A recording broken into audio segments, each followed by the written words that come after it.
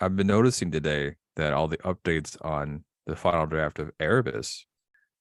How are you feeling about this being nearly done? We're at the finish line.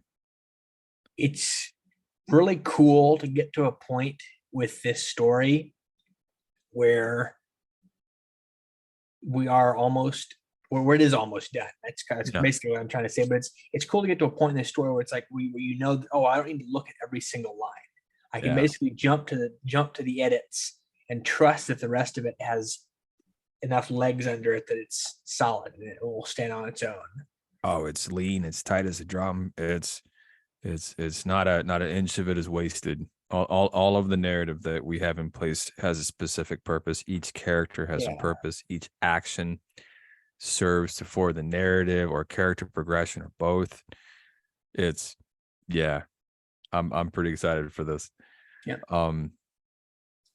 What are your thoughts on the finale right now? Well, I haven't gotten the finale yet, but based on what I remember and what I remember from my own last draft, I think it's pretty solid. We got this idea that this character whose whole modus operandi is strength. She's a strong character who could stand on her own, Yeah. at least believes she doesn't need anybody, and acts like she doesn't need anybody. And if anything, one thing that we haven't even discussed, but it kind of shows in the writing is when she goes without help for the first time in years, which is she loses Zero Sum, which is her AI assistant, and she Mhm. loses Alyssa, who's her partner. She has neither one of them. That's when she gets into trouble. Yeah. Because she goes into the lion's den and basically says, "Hey, I'm going to try and just find out what this thing is all about," and he kind of bites her in the ass. Yeah. With the finale, what are your so there was a couple different versions of this. There was a version where Alyssa and Janet both blow up the bad guys thing Mm-hmm. and then escape off into the sunset. There was a version where Janet was activated by different code words because she's a robot. Yep. And uh then just kind of like brought online to be the next assassin to take the place of the previous assassin.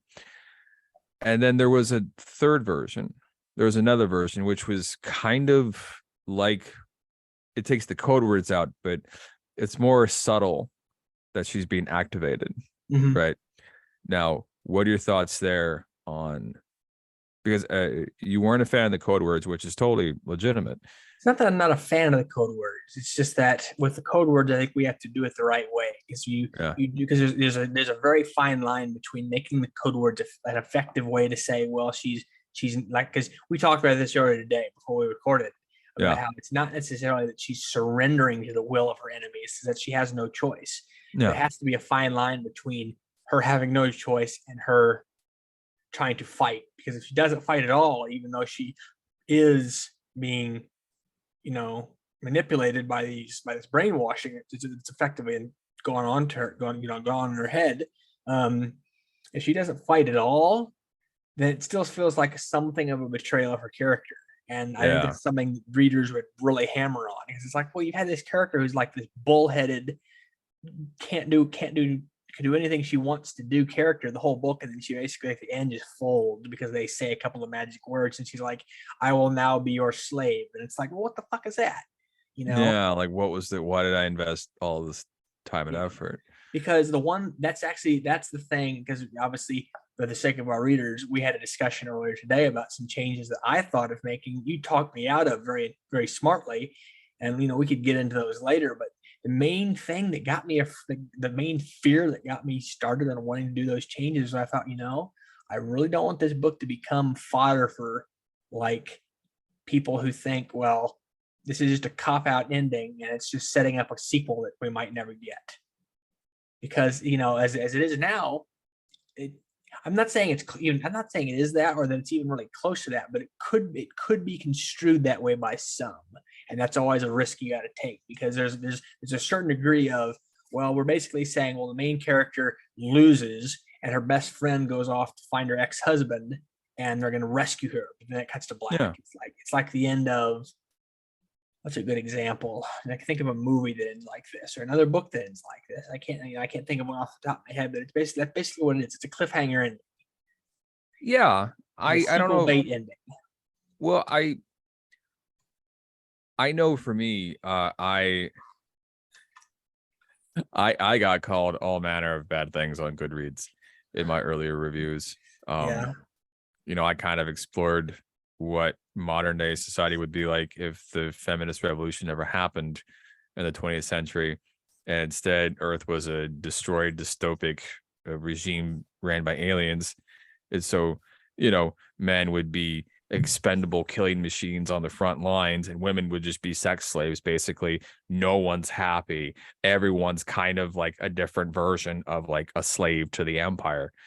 And I got called a lot of like misogynist pig stuff, but I swear to God, Liberation Earth is the best thing I've ever written on my own. It's so, I'm if they call it a cop out, then that means they didn't get it, and that's fine. Yeah. Is that your only concern with it? Is that somebody will write a shitty review? Or I mean, no, because on the one hand, it doesn't really bother me because, like you Yeah. said, if it's a couple things you said in the past. On the one hand, if they're giving you negative reviews, it just means they bought the book. It means they bought the book. And it's something that Pete Barlow is talking about. Our friend Pete Barlow is talking about. If they're giving you negative feedback, it means it still counts as feedback. Yeah. Negative publicity is still publicity. I like to think of it as showing your artistic relevance. Yeah. I haven't gotten negative reviews in years, and I've felt irrelevant ever since. Well, it's also that for every bad review, I'm hoping there will be one good review. Yeah. It doesn't necessarily even have to be a one-to-one, what's the word? Like a numbers game where it's like, well, I hope there's 2 good reviews for every bad review, or 3 good reviews for every. But it'd be nice if it would be nice if there was parity. Yeah. Because there's a famous line. I think this might be from Hemingway, but I'm not sure. It goes, writers take criticism 2 ways: publicly and badly, or privately and badly. Yeah. So and I can talk now, but like I also, whenever I got bad reviews, I always got like kind of shitty about it. Yeah. So as it stands now, Go ahead. Janet, she's stripped of everything, goes into the lion's den, and learns that it was a trap the entire time. Mm-hmm. Yep. Do you find any issue with that ending? I'll tell you the ending that I think the slight twist I think I'm going to add to that. What you got? I want to add in some fight where she like tries to escape from her captors and kill Dalton. And here's what I think is going to happen. Here's like the climax of the story. She breaks out of her flex cuffs, steals a gun, kills the guards, and then I think this might even already be in there, so forgive me because I haven't looked at the ending in probably a month or 2 or however long it's been. I did write something in there where she was planning all of that, and then I think he should actually do it. I think she should get up to the point where she's got the gun aimed at Dalton, and he's sort of looking at her, and she's like, her hand is shaking, holding the gun. She's like, and she's thinking, why the hell can't I just shoot him? And he starts taunting, he starts egging her on, like, come on, you want, come on, this, you want to, this is what you're good at, isn't it? And then he sort of alludes to the fact that no, you can't kill me because there's a hindrance clause in your programming or something like that. You can't kill your maker. And it's kind of like the safety feature that Eldon Terrell never put in his replicants,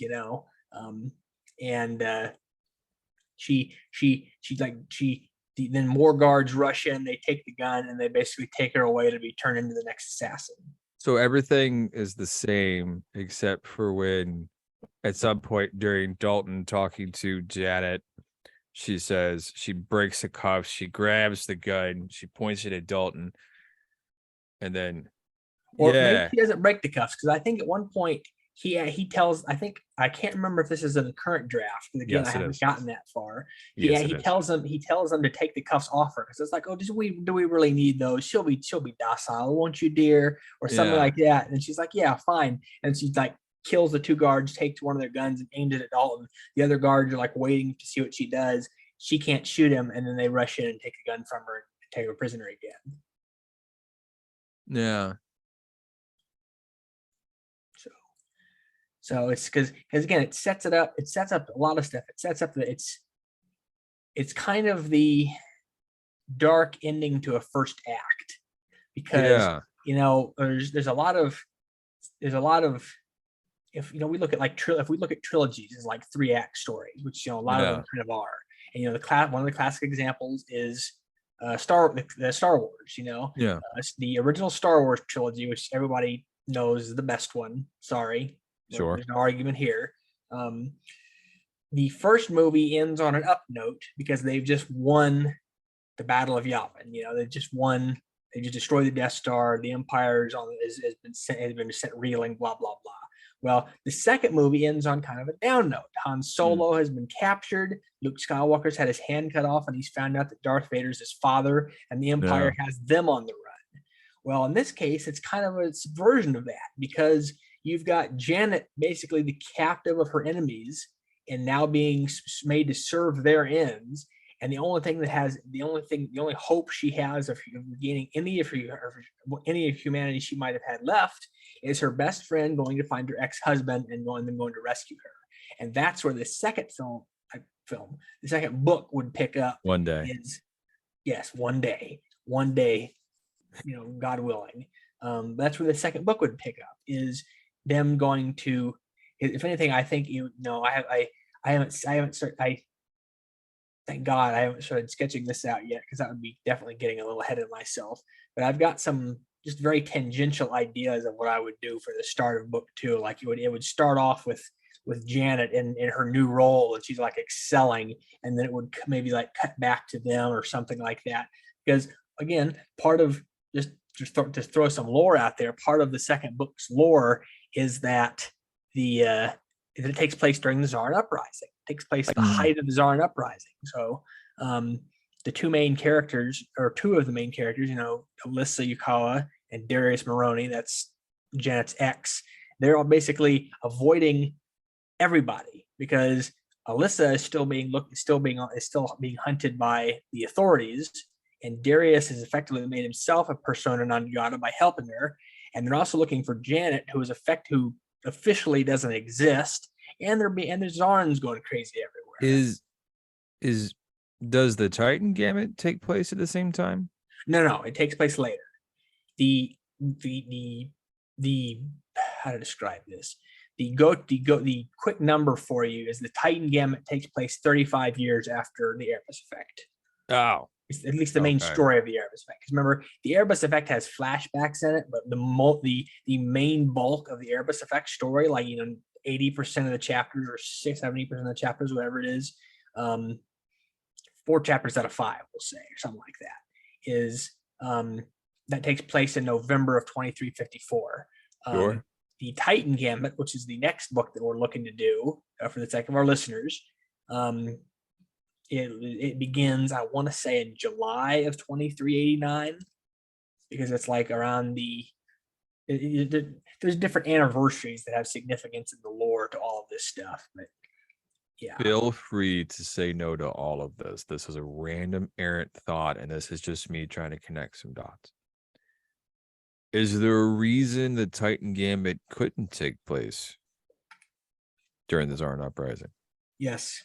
Talk to me. Tell me why. Because the reason for that is a very, very simple, straightforward reason. And I like your thinking, but the reason the Titan Gambit can't take place during the I'm getting ahead of myself. Can't take place during the Tsaran Uprising is that it takes place during the Frontier Wars. Okay. Which canonically happened after the Draconis Crisis. It basically goes first Draconis Crisis, a little like a 5-year break, second Draconis Crisis. Okay. Which those are technically all part of the Draconis Wars, which last about 30, almost 40 years, basically. Right. And then there's about a 10-year gap. Then there's the first Frontier War, which lasts about 10 years. It goes from 2371 to 2381. Okay. And when that ends, there's then about an 8-year gap of quote unquote peace, where there's like, oh well, it's the alliance is fighting the Colonial Liberation Front and blah blah blah. Peace is always very relative. Yeah, peace is relative. That's a very good way to put it. No one knows peace is relative more than a former soldier. Yeah. So, but anyway, then in 2389, that's when the Frontier Wars. It's kind of disingenuous to call it a first and second Frontier War, because it's kind of like the Korean War. The first Frontier War ended basically with an armistice, and they said, "Hey, we're going to put a pin in this, and we're gonna back off and allow rebuilding to begin." But they never officially did away with the war. So basically, what happens in 2389 is the war resumes. So that's actually how I refer to it in the book and what I've written so far. Is the Frontier Wars had begun again, or were begun anew, or something like that. Okay. Well, that's fine. I was thinking if it has take place at the same time, we could maybe have Janet make an appearance as the assassin there, but that's fine. No, that's just me trying totally to good. Well, because you're thinking like a Spacer Saga lore maker, which is good. You're trying to like connect dots, because that's something that I've been doing obviously for years now. Yeah. But it's like here's one thing. Here's the bone I'll throw you. The character that Janet helps rescue in the third book of the Shadow Play trilogy is named Moira Halleck. I think I've probably mentioned her before, but she is basically the next big badass, hard-nosed killer character, and she helps train. She's I won't say recruited. Recruited probably isn't the right word for someone like Janet, but she was like tapped basically to help train the trainees for the Alphas program, one of whom is John, who is the uncle of Devon, who is one of the main characters in the Titan Gambit and the Frontier Wars. And Moira shows up in that storyline as sort of like, oh, she's like an old lady now, but she still kicks ass. It is always impressive how you keep all this straight in your head. Dude, I'm only laughing because I'm like, wow, I would need a flow chart to figure all that out. No, I mean, I have to say, when I watched, I know for a couple weeks back for an episode, we covered In the Beginning, the made for TV movie from Babylon 5. And I remember when you were pitching that to me as something that I needed to go watch so that we could cover it, you basically said something to the effect of, oh, your lore and like character building and everything really reminds me of Babylon 5. And looking at it now, I'm like, wow, that's really a good compliment, because it's really an intricate world that Straczynski and those other showrunners and writers put together. And it's like, I'm just hoping to do something sort of similar. If I can sort of scratch a little bit of the veneer off of their, like what they put together, then I'd be fucking thrilled. Yeah. And given the writer strike and actor strike and everything right now, I don't know, there's not there's not really I mean, 2023 is probably good, but 2024 is probably going to be kind of all the big stuff's going to be shut down. So I'm like, a little bit of time for little stuff. But no, I like your thing where Janet steals a gun and points it at Dalton and can't fire it, because I think you're right. I think the final draft, the last one you sent, was missing a little bit of an edge, a little bit of a flavor. I'm like, oh, it's 95%, but it was missing just a little touch just to make it 100. And even at 95, I'm like, hey man, this works, so this works good, but having her pull the gun and point it at him and being able to do it spells it out, right? Because right now it's super subtle and subdued, which I liked, which I thought worked. Yeah. But having her do that, I think is good, because in my head I'm like, well, we don't need to change a whole lot, but we just need to tweak a little thing there. And if you just add that one little scene, that's gonna be perfect. Yeah. And and a lot of what I did for the epilogue. Have you read my epilogue, Addict? I looked at a little bit of it, but I haven't gotten to it. I'll probably finish it tonight because Yeah. honestly, I'm actually looking to go to a museum with a friend of mine here in the DMV area tomorrow. Yeah.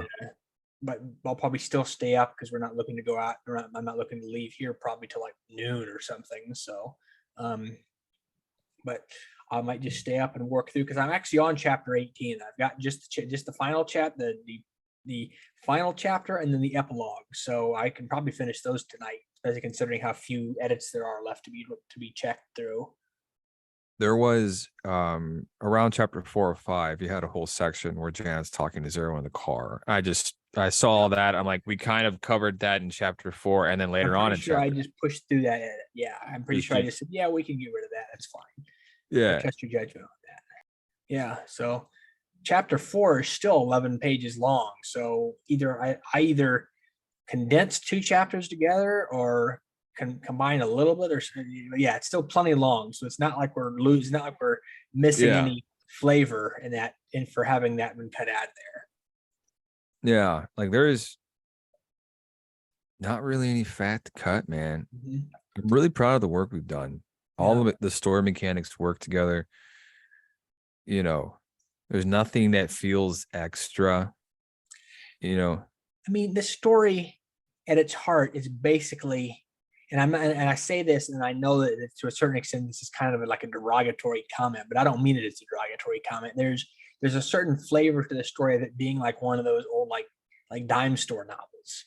Yeah, dime store detective novel that you'd get in the 30s, written by like Raymond Chandler or somebody. Because those novels at the time were seen as kind of passe, but we look at them now and think, my God, this was great writing. It was like it was the bread and butter of its time. It's classics. Yes, it's the classics. It's because those guys, those old noir and pulp novelists had, a certain je ne sais quoi to them of how they approached storytelling and character building and world building, and just wordsmithing. And there's a lot of that because I've often said with my creative writing friends, a lot of my creative writing friends on the Discord server that we share together, there are a lot of them are poets. Even if that's not their main discipline, then they are poets on the side. I've never really been a poet, but I've always told them that my poetry comes through in my prose because I really like to twist a word or two, or twist a phrase here and there to sort of wriggle my mustache, as it were. Yeah, I like that a lot. So you sent me the first 4 chapters of Titan. I'm kind of holding off on that until you're done with Erebus. Yep. And I have all of the chapters except for 8 locked. Yeah. I'm ready to go for next year. Gotcha. And then I'll do chapter 8. And then I will give Titan the attention it deserves. Yep. Now, what else do you have besides those first 4 chapters? I've got, because I had a second section that had up to chapter 10, but now it's only up to chapter 9 because I basically dropped a whole chapter because I had a whole chapter in there. I think we talked about this on the phone, but again, for the sake of our listeners, I'll go ahead and explain it here. I dropped a whole chapter that was basically just the characters going back to basic. And by basic, I mean like basic training, not the basics, basic training. And I realized, well, these characters, if they're reservists, they would probably not go back all the way through basic. They would go, as you explained this to me, and you basically help confirm my suspicions. They wouldn't go through the whole basic training again.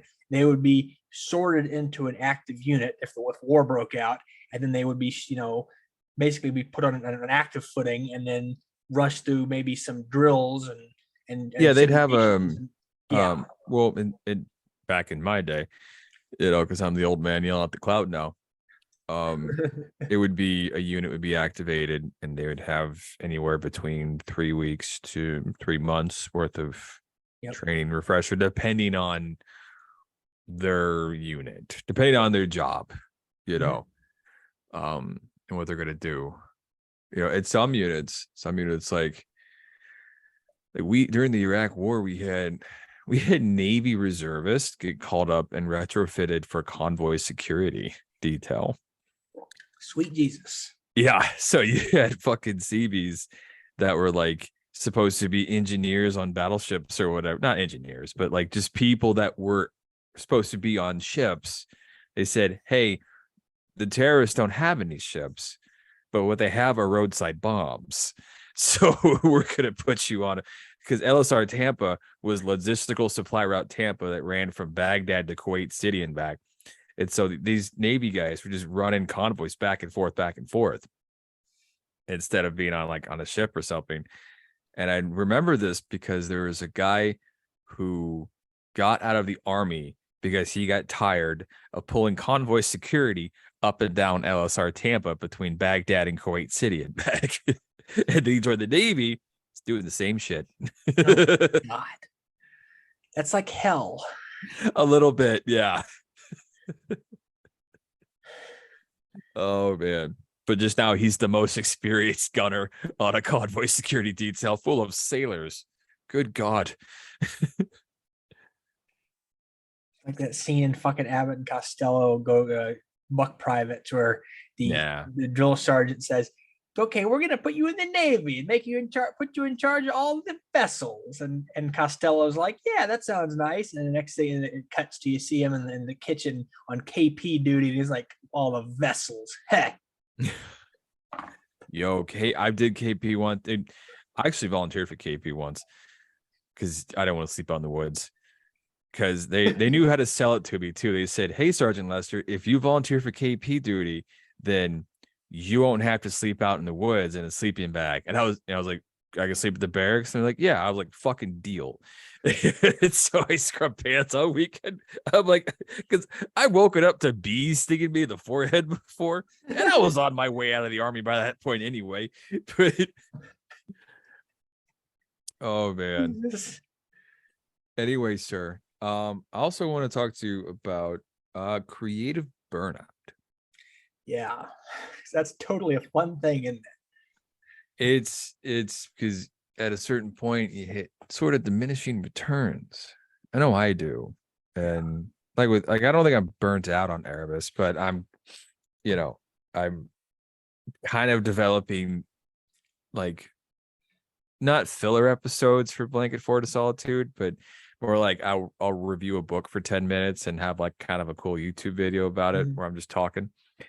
And we've worked on Erebus off and on for 3 years, and really it's 12 months solid. Like the last since what, November last year, almost a full year solid doing this.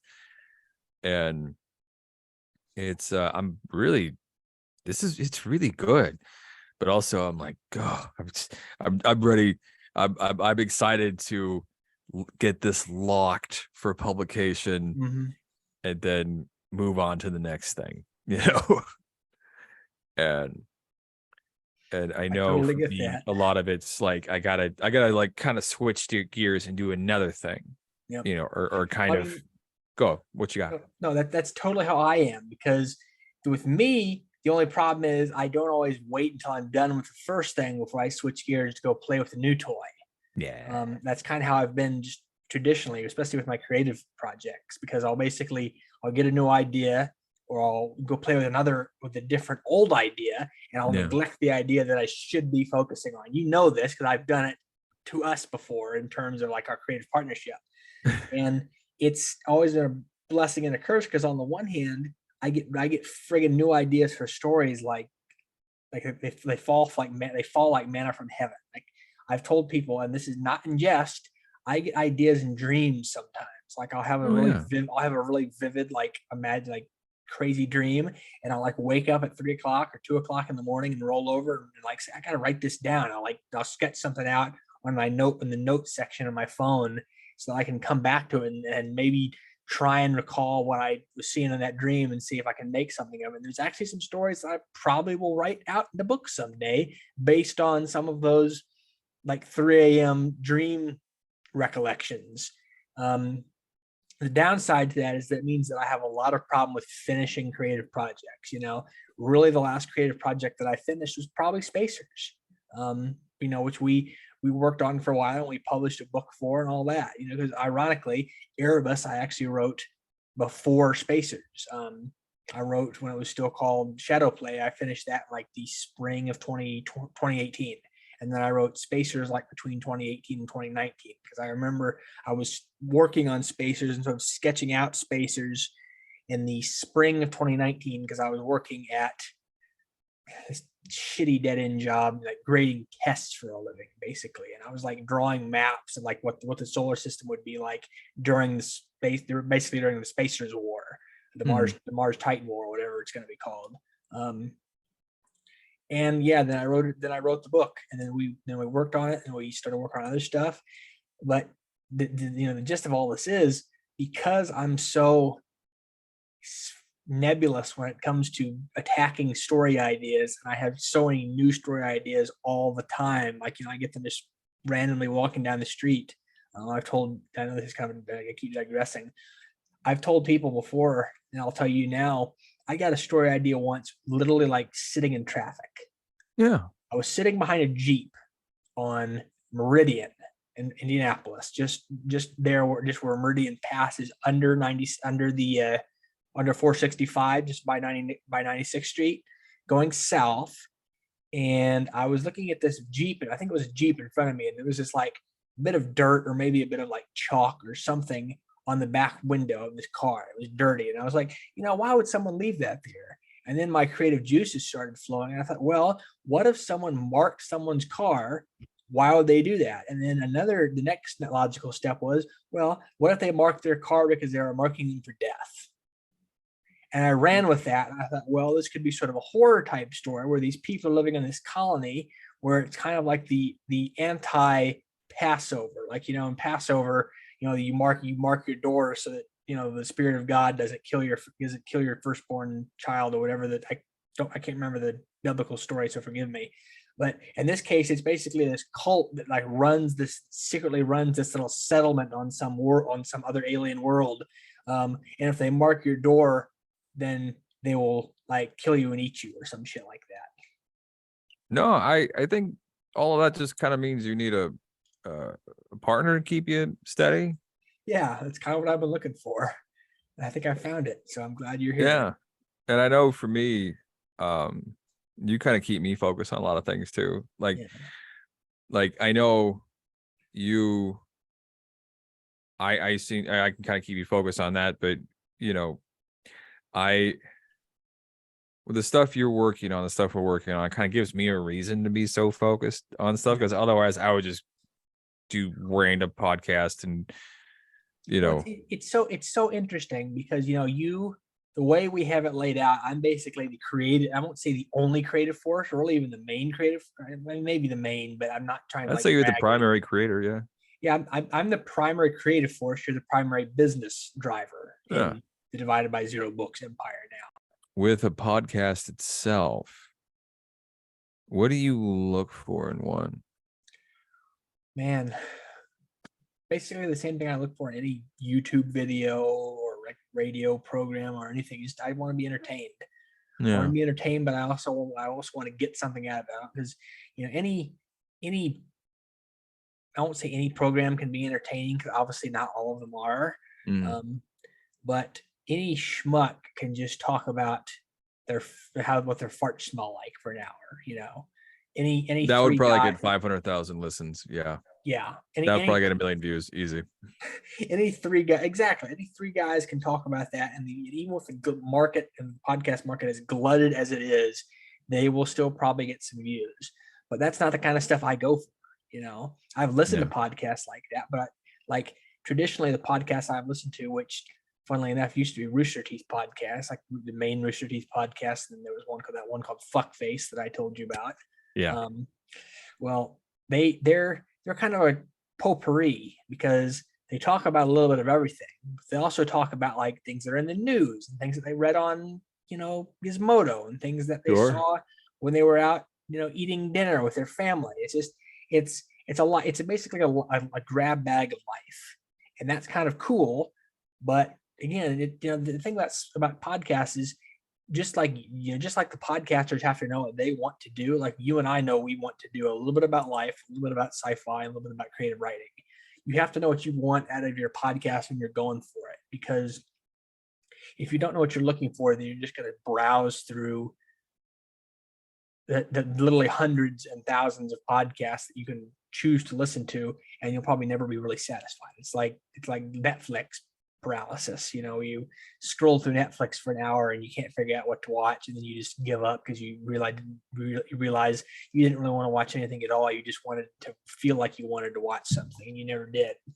Yeah, I know what I'm editing, or is a lot of it is me kind of figuring out, well, what's the theme of the show?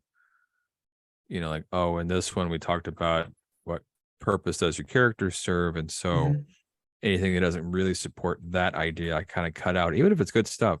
Yeah. Now, sometimes I will kind of like Frankenstein a second episode out of like whatever I cut out, right? So you have like one episode that's really pure, and then just like to the point and focus. The other one, I think one episode we have is called "Did Aliens Cause Climate Change?" That's coming up in like September. Oh man. Yeah. Episode 101. I'm excited for that one. But that's just like SEO bait right there. And a lot of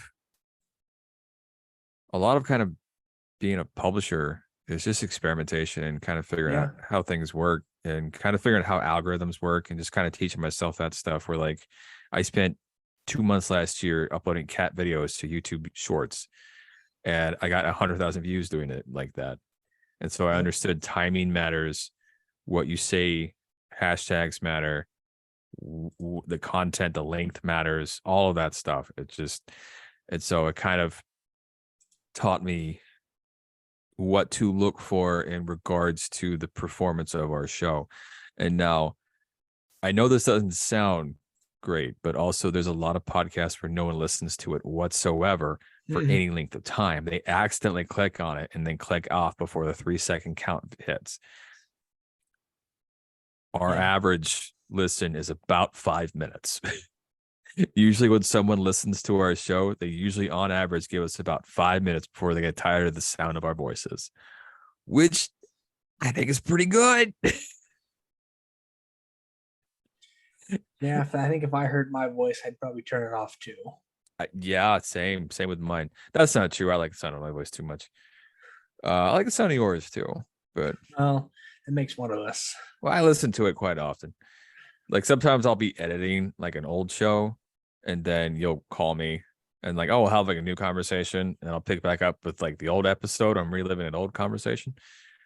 Well, it makes me feel a little better, because I don't usually like listening to my own voice. I kind of don't like the sound of my own voice. Sounds fine. It's like, everybody's voice sounds different in their head. And then when you hear it like recorded, it's like, who the fuck is that? After a while, you'll kind of learn how to have a radio voice. And so that way your voice can sound any way you want. Yeah. Like, my normal everyday voice. This one's a little bit deeper, isn't it? Yeah, sure is, isn't it? You can kind of hear me, I kind of go into a real smooth voice. Yeah. My wife's laughing at me right now. She should. She definitely should. But yeah, and I know for the podcast I listen to, I look for and stuff. There's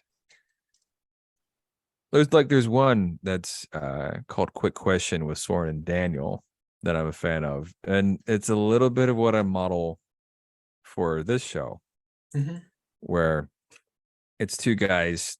They worked on crack.com back in its heyday in the mid-teens, and they made the videos and stuff, and now they're just both comedy writers. One works for Last Week Tonight with John Oliver, the other one works on American Dad, and they do a show together. And the tag is two best friends and comedy writers talk about life and ask each other questions and give each other answers and all that. And I listened to it, and it's just two guys, they kind of have like an idea or a topic, but they just tell stories and catch each other up on their lives. Yeah. And there's I put a lot of that for this, and sometimes I'll kind of listen to like a collection of things. I don't listen to too much Joe Rogan. Occasionally, someone interesting will be on there. I listen to parts of it. You I like know, a lot of science stuff too. Because like there's, yeah. I mean, hell, I know some really talented science podcasters at NASA, and There you go. I've known of some really talented science podcasters doing other stuff elsewhere. And there's some cool thematic ones. One I can think of. I think it's like Inside of You, which is like Michael Rosenbaum's Yes. podcast. Yes. I watched that one. I watched the one where he talked to John. I watched the one where he talked to Jonathan Frakes that was on YouTube. It was really Yes. great. It's like Yes. it's the Flash talking to Riker. How can you go wrong? Exactly. And I usually kind of stick toward things that aren't super political or they might be more fun. I like more some more news with some more cracked alumni. They kind of talk about the absurdity of pretending climate change isn't real, and they just kind of, but like they come through life from a perspective of like people should have food and like water and a place to live, radical ideas like that. And but there's like sock puppets and things, and so I only reference Joe Rogan just because he's kind of the Johnny Carson of our day, where he's like the most popular broadcaster on the planet probably. But I listen to like clips once in a while, but not too much. I could see you shaking your head. Talk to me. What do you think? I'm not gonna say anything because his friggin' rabid fans might find me and beat me up. Yeah. It's real. I'm not. I look at it like, he's a MMA fighter comedian, and he kind of sounds like a really rich MMA fighter commentator comedian would, so I don't really go to him for I mean, in-depth it's like scientific analysis. there's a guy I haven't really watched any of his stuff recently, but I still say subscribe to him in case I ever want to go back to his stuff. There's a guy named Lex Friedman who, Yeah, you ever heard of him? I have. Yeah, he interviews all sorts of interesting like tech and science and political people. He's interviewed some really controversial people like in the last month or two, but he's kind of an interesting guy because he just talks to them. He just has a conversation. He asks them questions based on their like what they're researching, what they've been studying, what they've been working on, all that stuff. And it's a good way to learn about things like again, science and technology and stuff like that. So that's kind of why I went to him. That's one of the ones I can think of. Yeah. Yeah, definitely. And kind of what I hope for ours to turn into is to kind of keep being a place where we discuss ideas about creative writing, about the work we're doing. The work we do will feed this show, and this show will broadcast the work we do. And also to expand into different videos, like that one I sent you where it's just me talking about a book I read. And I think we had a week there where we skipped an episode. So I'm like, oh well, I'll just put this in the queue, and then we're still 8 weeks ahead. Do you got to make a phone call? You have to contact somebody about a thing. No, I'm fine. It's on Discord. I don't gotta call them. Right, because I'm 1,000 years old. I barely understand what Discord is. Like, I get it. It's people texting to each other. It's a text-based messaging app, but I went on there once and I'm like, oh well, there's just too many comments too fast. Like I can't even follow a conversation. Like I'm confused. But you got to learn how to use it. It definitely has a learning curve. Sure. I don't know, man. I'm an old man. I'll just stick to Facebook. Let's roll them and go. So with Minions memes. How many we were talking about doing short stories too. Oh yeah. Oh man. One thing I want to do, and I want you to put a pin in this because I know we've talked about this, and neither one of us has a memory where this shit. But when I'm back there, I want to first of all probably copy my portable hard drive onto a new portable hard drive because this one's like 10 years old now. I'm afraid this could crap out and I'd lose all my stuff. It's probably a good idea. I also want to maybe look into getting either uploading it to the cloud somewhere so that you can have access to it, or at least making a copy of all the stuff that's on the portable hard drive so you can have a copy to how it is now. Because, for starters, if anything were to ever happen to me, that way you'd have access to all the Spacers lore. Sure. Second of all, that way you can just sort of see some of this stuff, because there's a lot to comb through in terms of like story ideas I've had and things that I've sort of cast by the wayside that we could come back to or circle back on, sort of rework and redress to make fit with the current lore or whatever. Because God, I've been writing these stories. I mean, I've been telling these stories for 20 years, but I've been writing them down for like 10 or 11 years, or even going on 12 now. And I've put a lot of stuff, a lot of text on like Word documents, and now obviously more recently Google Docs and stuff. And Sure. there's a lot of stuff we can comb through to find good material for, even if it's just like a 8-page short story or a 10-page short story, because it's Well, content. did you send me one called, it was one of the alphas thing? Oh yeah, Alphas is a novel, or is planned to be a novel. You sent me something. Mm-hmm. Do you remember what it is? I do not. It wouldn't be Petrichor, would it? Oh, there's Petrichor. That's another one. Because I think you sent me a short called Petrichor. Well, no, Petrichor is another novel, and it's actually one that I'm currently working on as a script. Well, there was something you sent me that could work as a short story. Yeah. Well, that was from Alpha. It's called Moonlight Sonata. Yeah. It's like a story. It's like a story of a nighttime like special forces raid by some of the characters from Alphas. Yeah. So yeah. Yeah. We'll do that. That'll be our next project after Erebus. Yep. Just to have another short story on the queue somewhere. And we probably won't do a short story every month, but I'd like to do one every other month. That might be something we can get accomplished. Yeah. Good. Or a free short story out there. Anyway, I think we can wrap up there unless you have anything else. No, I'm good to go, man. That's been great. I feel a lot better now, having talked shop for a while with you. Yeah, me too. For the Blanket Fortress of Solitude, I am Derwin. And I am Nick. And we will see you next Monday morning at 0700. Hello, stranger. Do you like to read? Read? What's happening? Am I dead? I bet you like zombie books. I like food. Do you have food? You don't need food at dividedbyzerobooks.com. It's full of nutrient-rich science fiction. Ugh, I'm stuck in an ad, aren't I? Once I stop talking, reality will collapse until someone plays this ad again. This isn't the first time we've had this discussion, and it won't be the last.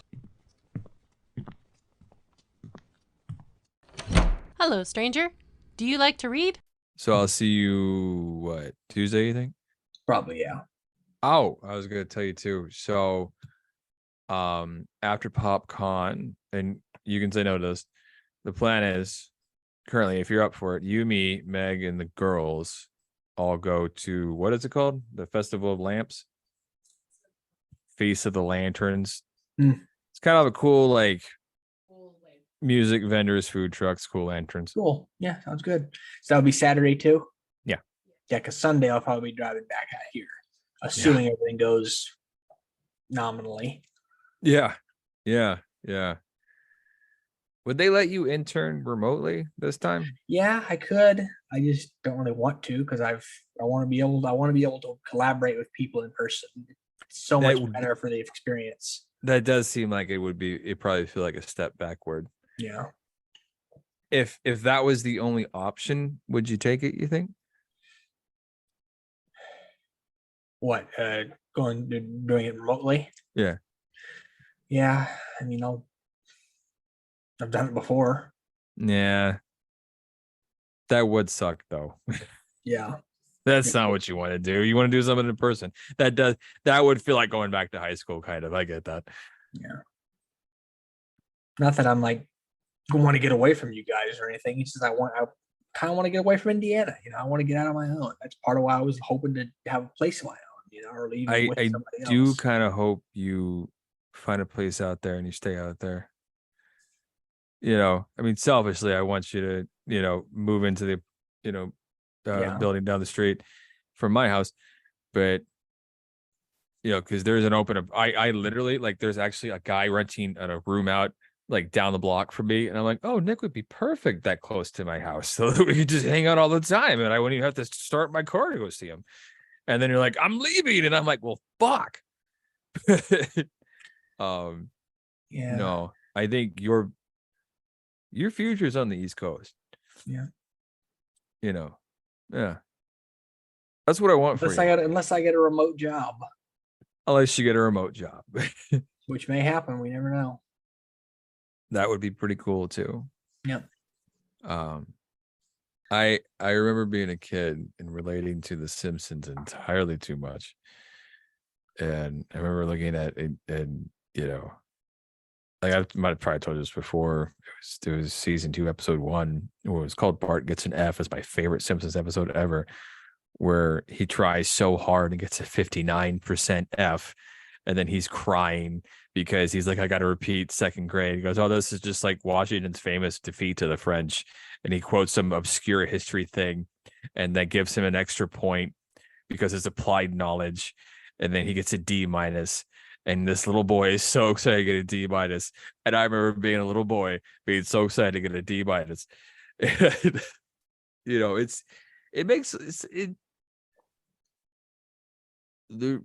I get seeing yourself in the characters a lot. And the people, I imagine the people that get hung up on Rick as some sort of like inspirational or idol or something also probably don't even look at it as anything more than like a power fantasy. Like, he's powerful, he's smart, he can do anything he wants because he's a genius. The thing that gets me about Rick and Morty that I don't like from the stuff that I've observed through osmosis, so to speak, is You've that never seen it? No, I don't watch it. What are you even talking about? It embraces nihilism, and I mean a little, but I do not like nihilism. If there's one thing in this world that I cannot stand, it is cynical nihilism. What do you mean by nihilism? People, like, what is your definition of nihilism? You're not. Saying, there's no definitions wrong. Life doesn't matter. So what? So we don't have a purpose. What? No, say it one more time. Life doesn't matter because we don't have purpose. It doesn't embrace that. It says it's wrong. Mm-hmm. Because, I mean, sometimes it's Pickle Rick, but Pickle Rick, that's also a fun episode. But it says it's wrong because the family is the thing that keeps it all together, right? Like, even through the nihilism, even through the unrelenting, crushing burden that is existence itself, it shows that like the family sticks together, and there's a line where it says where, like, I'll go through a quick episode here real quick. So Rick and Morty destroy a timeline, mm-hmm. and then they hop to another timeline where they themselves were killed. So they just slide in and take their doubles' lives, right? And then the show continues on. Doesn't really address that fact more than 2 or 3 times afterward. Now, there was an episode where that Morty is talking to his sister Summer. Summer's from that home timeline, and Morty's from the different timeline. And Summer's having some sort of like existential crisis and everything. And Morty says the line, and I think I'm getting this right, where he says, listen, if you dig out more than 3 feet outside in the backyard, you'll find my dead corpse out there from this timeline. I'm not even really your brother. Nothing, he says stuff like, well, we're all going to die. Nothing matters. So let's just watch some TV. But I kind of read that as like, there's all of this other stuff that doesn't matter, but family being together out of everything, out of the infinite cosmos of the multiverse. The only thing that matters is people that love each other being together. And in the show, Rick is this ultimate cautionary tale, right? He starts out powerful, like a boozy, sort of like angry Doctor Who, but he's brought down so much He tries to kill himself multiple times. He's a depressed guy, you know, and nobody really wants him around. So he's not. It doesn't embrace nihilism. I think it embraces love for the family. If you now, there's parts that probably could be. I'm guessing you've seen clips, right? Yeah. Now, I'm talking from the context of having seen all 6 seasons. There are clips where I could do that, and there are probably whole episodes that are probably lean more into nihilism, right? So it's not all perfect, but some of it is some of the best science fiction I've seen in years. And I think you're doing yourself a disservice for not checking it out. Can I give you a couple episode list, maybe, just to like? Maybe, I suppose. You don't have to. It's not a huge deal, but I'm just, bless you. But what I'm saying is, if you get the chance, bless you. If you get the chance, give it a shot, because it's got a lot of. I'll tell you what. Would you want to watch an episode or two with me if I were to come visit? Yeah. Well, why don't we just do that? Yeah, just come over to my house and we'll watch freaking Morty. I'd love that. It's a lot of dick and fart jokes. There's a big layer of veneer of nihilism there, but once you scratch past the nihilism, right, you see the nihilism is not seen as a positive. It's not, oh, nothing matters and isn't that cool. It's kind of like this. There's a song out right now that you probably haven't heard by, I don't remember how to pronounce their names. There's like some artist and like has another artist as a guest singer or whatever, and it's called "We're All Gonna Die." And it's the song. The chorus of the song is literally, "We're all gonna die trying to figure it out. We're all getting high anyway. We know how. We're over our heads." So I'll say it out loud. We're all gonna die trying to figure it out, or something like that. It's basically the chorus, and it's the show for me is, it's not an embrace of nihilism. It's not an embrace of how the multiverse creates everything or makes everything irrelevant because there's infinite versions of everything. Rick says that several times throughout the series, and he's proven wrong each time. It brings up that point and then proves it wrong. It's the multiverse is infinite. All of our actions are being repeated in different ways all throughout space and time.